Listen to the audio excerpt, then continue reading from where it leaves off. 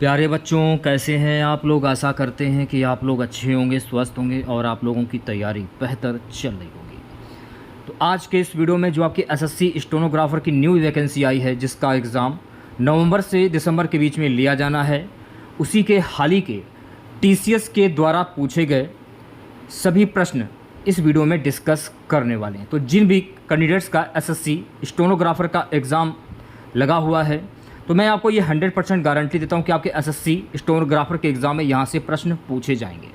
तो वीडियो को लास्ट तक ज़रूर देखेगा। और मैं आपसे एक रिक्वेस्ट करता हूँ, अभी तक आपने मेरे चैनल को अगर सब्सक्राइब नहीं किया है तो एसएससी स्टेनोग्राफर के एग्ज़ाम से रिलेटेड पल पल की अपडेट के लिए हमारे चैनल को सब्सक्राइब जरूर कीजिएगा। और बगल में ही आपको एक बेल आएगा, यानी घंटी का निशान भी दिख रहा होगा, तो आप उसे भी जो है प्रेस कर दीजिएगा।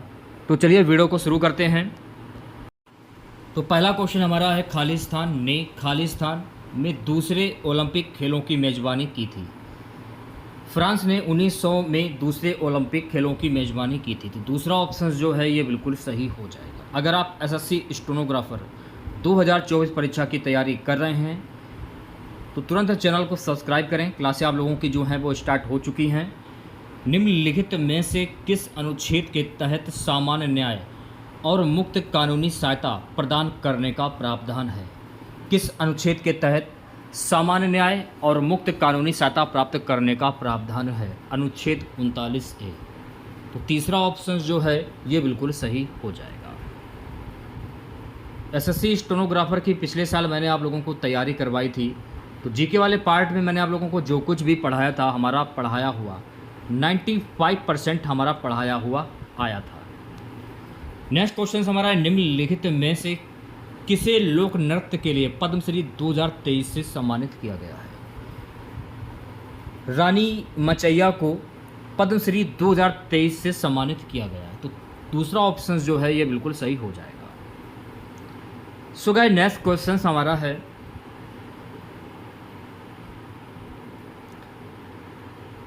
निम्नलिखित में से कौन सा वेद कृष्ण और शुक्ल 2 पाठ वेदों में उपलब्ध हैं और उसमें सार्वजनिक या व्यक्तिगत रूप से की जाने वाली अनुष्ठानों विधियों का वर्णन है? यजुर्वेद आपका सही आंसर हो जाएगा, यानी कि पहला वाला ऑप्शन। ठीक है, नेक्स्ट क्वेश्चन देखिएगा सभी बच्चे।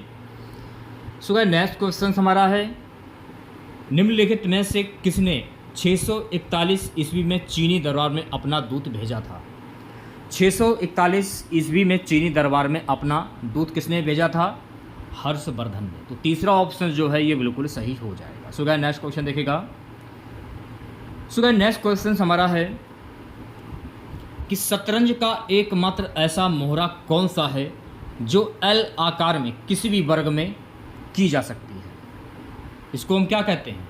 घोड़ा। घोड़ा एक ऐसा मोहरा होता है जो एल आकार में किसी भी वर्ग में जा सकता है। सो गाइस, अगला क्वेश्चन देखिएगा। भारतीय राष्ट्रीय कांग्रेस के पहले वार्षिक अधिवेशन के अध्यक्ष कौन थे? भारतीय राष्ट्रीय कांग्रेस के पहले वार्षिक अधिवेशन के अध्यक्ष थे WC बनर्जी। तो चौथा ऑप्शन जो है ये बिल्कुल सही हो जाएगा। ठीक है, नेक्स्ट क्वेश्चन देखिएगा। सो गाइस, नेक्स्ट क्वेश्चन हमारा है, भारत के अधिकांश शास्त्रीय नृत्य रूपों की उत्पत्ति कहाँ से हुई है? भारत के अधिकांश शास्त्रीय नृत्य रूपों की उत्पत्ति नाट्य शास्त्र से हुई है। दूसरा ऑप्शन जो है ये बिल्कुल करेक्ट हो जाएगा। ठीक है, नेक्स्ट क्वेश्चन देखिएगा सभी बच्चे। नेक्स्ट क्वेश्चन हमारा है, वर्ष 2011 की जनगणना के अनुसार भारत की साक्षरता दर क्या है? वर्ष 2011 की जनगणना के अनुसार भारत की साक्षरता दर है 72.98%, यानी कि तीसरा ऑप्शन जो है ये बिल्कुल करेक्ट हो जाएगा। चलिए बढ़ते हैं नेक्स्ट क्वेश्चन की ओर। एनी बेसेंट की श्रीमती एनी बेसेंट की होम रूल लिंक भारत की निम्नलिखित में से किस स्थान पर केंद्रित थी? मद्रास। एनी बेसेंट की होम रूल लिंक जो है ना, ये भारत के मद्रास स्थान पर केंद्रित थी। तो तीसरा ऑप्शन जो है ये बिल्कुल करेक्ट हो जाएगा। जो भी बच्चे एसएससी स्टेनोग्राफर परीक्षा की तैयारी कर रहे हैं तो तुरंत चैनल को सब्सक्राइब करें आप लोग। I know why the caged bird sings, ये किसकी आत्मकथा है? तो मेरे प्यारे साथियों, ये आत्मकथा माया एंजेलो की आत्मकथा है, ये आपको ध्यान में रखना है। नेक्स्ट क्वेश्चन देखेगा। नेक्स्ट क्वेश्चन, हिंदू पौराणिक कथाओं के अनुसार गुड़ी पड़वा उत्सव में गुड़ी का क्या अर्थ है? ये आपके रिवीजन क्लासेस हैं, मैं आपको कोई क्लास नहीं दे रहा, रिवीजन क्लासेस हैं आप लोगों की। अगर आप जीके वाले पार्ट की तैयारी करना चाहते हो तो आप हमारी रिवीजन क्लास देख लीजिए, गारंटी दे रहा हूँ जीके का एक भी प्रश्न आपका पेपर में मिस नहीं होगा। भरोसा रखिए और तैयारी आप मन से कीजिए आप लोग। हिंदू पौराणिक कथाओं के अनुसार गुड़ी पड़वा उत्सव जो है ना गाइस, ये विजय का प्रतीक होता है। तो चौथा ऑप्शन जो है ये बिल्कुल करेक्ट हो जाएगा। नेक्स्ट क्वेश्चन देखिएगा सभी बच्चे। अगला प्रश्न हमारा है, उस तत्व की पहचान कीजिए जिसका परमाणु क्रमांक 7 है। उस तत्व की पहचान करना जिसका परमाणु क्रमांक 7 होता है, तो ये नाइट्रोजन होता है मेरे प्यारे साथियों। तो दूसरा ऑप्शन जो है ये बिल्कुल करेक्ट हो जाएगा। नेक्स्ट क्वेश्चन देखिएगा। सुबह नेक्स्ट क्वेश्चन हमारा, उस तत्व की पहचान कीजिए जिसका परमाणु क्रमांक 7 है। ये तो रिपीटेड क्वेश्चन हो गया है, रिपीटेड क्वेश्चन है, इसको छोड़ते हैं फिलहाल, आगे बढ़ते हैं। नेक्स्ट क्वेश्चन, एशियाई खेलों की मेजबानी करने वाला पहला देश कौन सा था? तो एशियाई खेलों की मेजबानी करने वाला पहला देश था मेरे प्यारे साथियों भारत। तो चौथा ऑप्शन जो है ये बिल्कुल सही हो जाएगा। नेक्स्ट क्वेश्चन देखिएगा सभी बच्चे।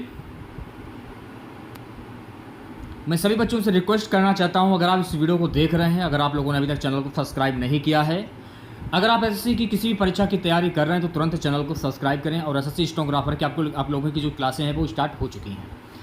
निम्नलिखित में से किसने आंध्र प्रदेश में विधवा पुनर्विवाह और लड़कियों की शिक्षा के समर्थन में आंदोलन का नेतृत्व किया था?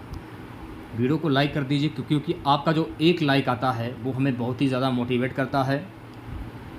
तो वीडियो को लाइक करके जाइएगा आप लोग। विधवा पुनर्विवाह और लड़कियों की शिक्षा के समर्थन में आंदोलन का नेतृत्व किसने किया था?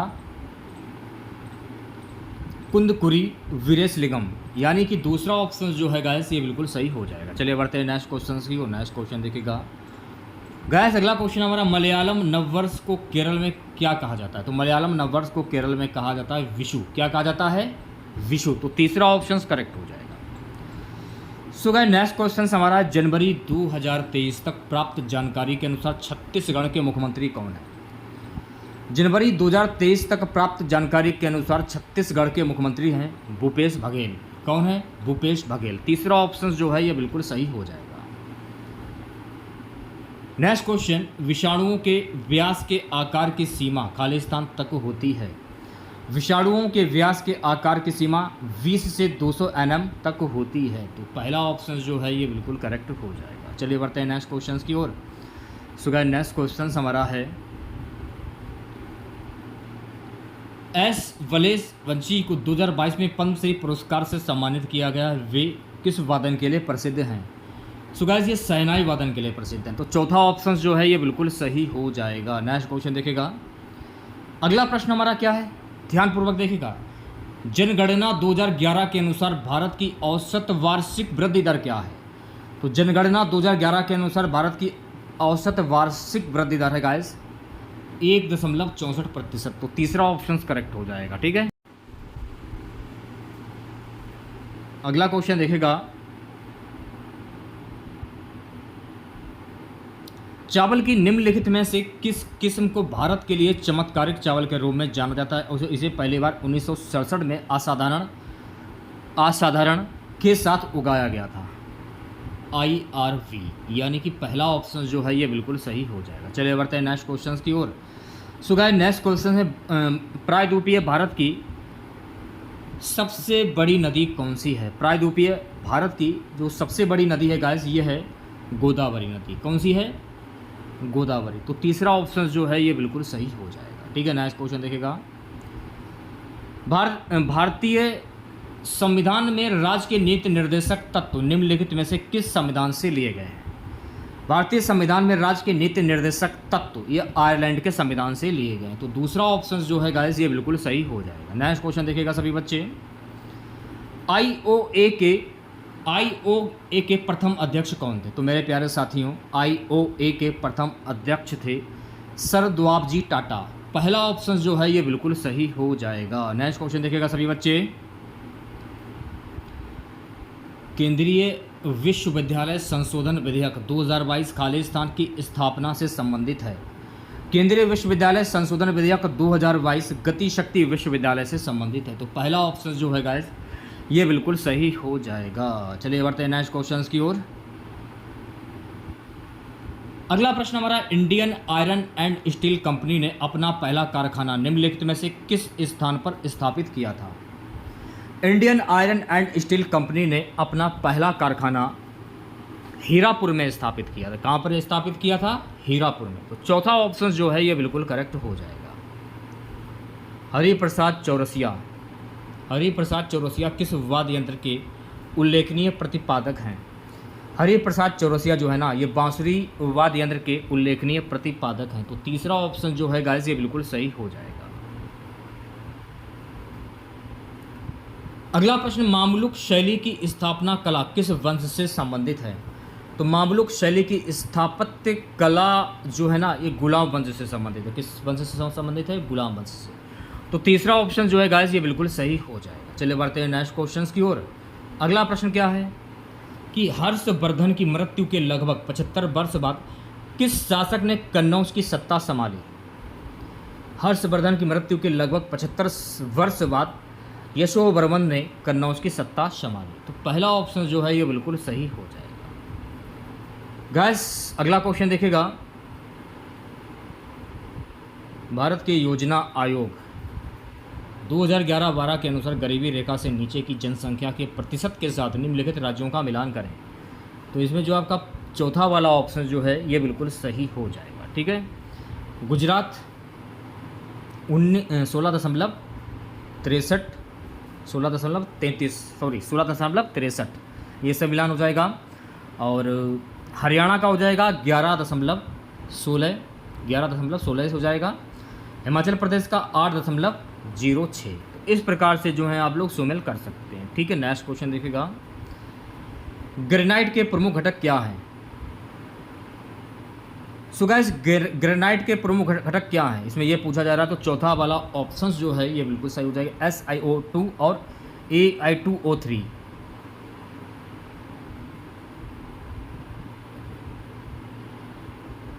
नेक्स्ट क्वेश्चन हमारा है, केलुचरण महापात्र का संबंध निम्नलिखित में से किस नृत्य से है? केलुचरण महापात्र का संबंध ओडिसी नृत्य से है। किस नृत्य से है गाइस? ओडिसी नृत्य से। तो दूसरा ऑप्शन जो है ये बिल्कुल करेक्ट हो जाएगा। चलिए बढ़ते हैं नेक्स्ट क्वेश्चन की ओर। गाइस अगला क्वेश्चन देखिएगा, क्वेश्चन हमारा, भारत में जब पहली रेलवे लाइन बिछाई गई उस समय गवर्नर जनरल कौन था? भारत में जब पहली रेलवे लाइन बिछाई गई थी तो उस समय गवर्नर जनरल था लॉर्ड डलहौजी। तो दूसरा ऑप्शन जो है ये बिल्कुल करेक्ट हो जाएगा। नेक्स्ट क्वेश्चन देखिएगा मेरे प्यारे साथियों, Harry Potter and the prisoner of Azkaban के लेखक कौन है? Harry Potter and the prisoner of Azkaban के लेखक हैं मेरे प्यारे साथियों J.K. रॉलिंग। कौन है? J.K. रॉलिंग। पहला ऑप्शन करेक्ट हो जाएगा। बात करेंगे नेक्स्ट क्वेश्चन की। अगला प्रश्न, निम्नलिखित में से कौन सी एक किसी खिलाड़ी की आत्मकथा नहीं है? कौन सी एक किसी खिलाड़ी की आत्मकथा नहीं है? Courage and conviction. तो पहला ऑप्शन जो है गाइस ये बिल्कुल सही हो जाएगा।